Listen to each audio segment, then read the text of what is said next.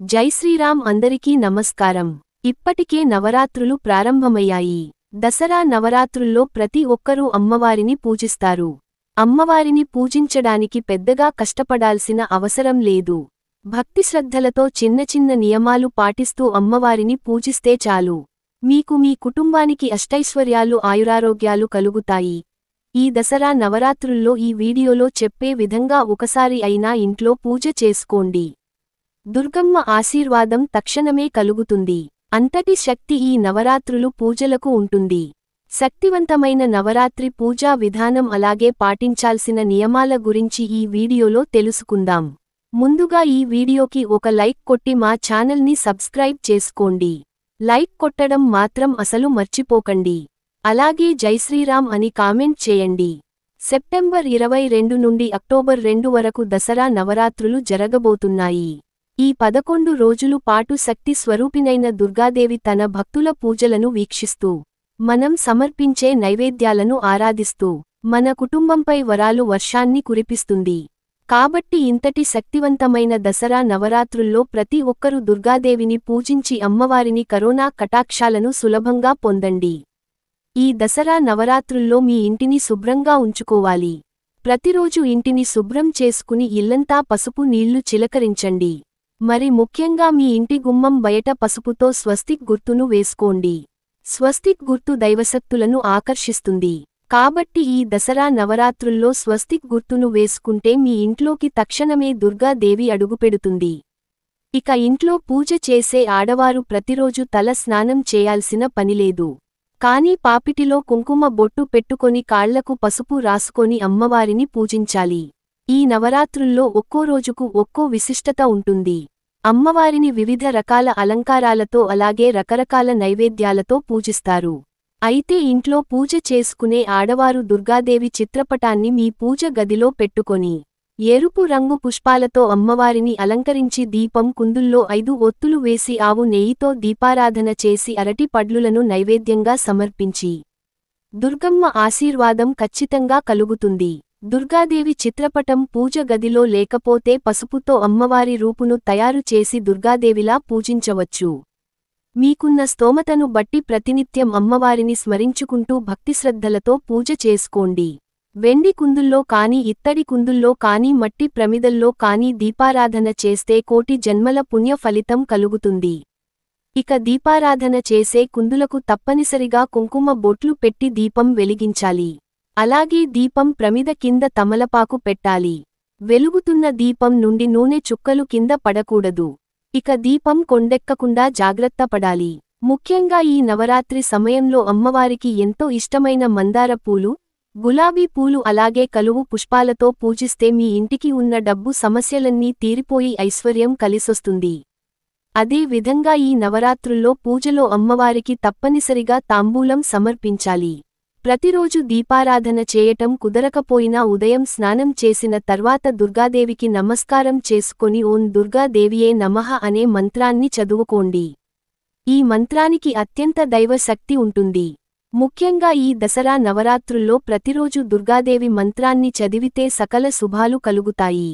ఇక మీ కష్టాలన్నీ వెంటనే తీరిపోతాయి. అదే విధంగా ఎవరైతే డబ్బు బాగా సంపాదించి త్వరగా శ్రీమంతులు అవ్వాలని కోరుకుంటారో అలాంటివారు ఈ దసరా నవరాత్రుల్లో ఓం శ్రీ మహాలక్ష్మీ దేవియే నమః అనే మంత్రాన్ని చదవండి. సంపూర్ణ లక్ష్మి కటాక్షం సిద్ధిస్తుంది. అలాగే ఈ నవరాత్రి సమయంలో ప్రతిరోజు ఇంట్లో పూజ చేయలేని వారు ఉదయం సాయంత్రం స్నానం చేసి 2 పూటలా అమ్మవారికి హారతి ఇవ్వండి. అమ్మవారు ఖచ్చితంగా అనుగ్రహిస్తుంది. ఇక ప్రతినిత్యం ఇంటి గడపలకు పసుపు రాస్తూ ఇంటి ముందు ముగ్గులు వేసుకోవాలి.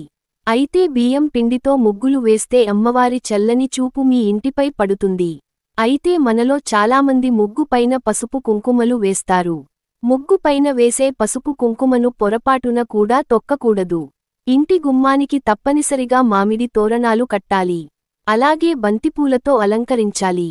మీ ఇంటి గుమ్మం ఎంత నిండుగా ఉంటే మీ ఇంట్లోకి అంత ఐశ్వర్యం చేరుతుంది. అలాగే ప్రతిరోజు సాయంత్రం సమయంలో ఇంటి గుమ్మం ముందు దీపాలు వెలిగించండి. ఈ నవరాత్రుల్లో గుమ్మం ముందు దీపాలు వెలిగిస్తే మీ ఇంటికి ఉన్న అష్టదరిద్రాలు తొలగిపోయి మీ ఇంటికి మంచి రోజులు ప్రారంభమవుతాయి. ఇక తులసి కోటను క్రమం తప్పకుండా పూజించాలి. నవరాత్రుల్లో చేసే తులసి పూజలకు రెట్టింపు పుణ్య ఫలితం దక్కుతుంది.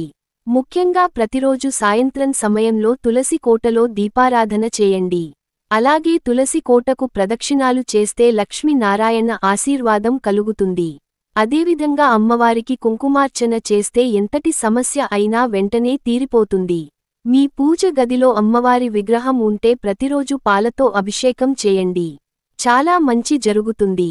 మరీ ముఖ్యంగా ఈ దసరా నవరాత్రుల్లో ప్రతినిత్యం అమ్మవారి దేవాలయాలకు వెళ్లి అమ్మవారికి నమస్కారం చేసుకోండి. అమ్మవారి దేవాలయంలో రాహుకాల దీపాలు వెలిగిస్తే చాలా మంచి జరుగుతుంది. అలాగే అమ్మవారికి గాజుల మాలను సమర్పించడం లేదా నిమ్మకాయ మాలన సమర్పించడం ద్వారా కుటుంబ కష్టాలన్నీ వెంటనే తీరిపోతాయి. ఈ నవరాత్రుల్లో ఉపవాసం ఉంటే కోరిన కోరికలన్నీ వెంటనే నెరవేరుతాయి. అయితే కటిక ఉపవాసం ఉండకూడదు. పూజ చేసే ఆడవారు ఒక పూట ఉపవాసం ఉన్నా సరిపోతుంది. అయితే ఉపవాసం ఉండేవారు మంచం పైన నిద్రపోకూడదు.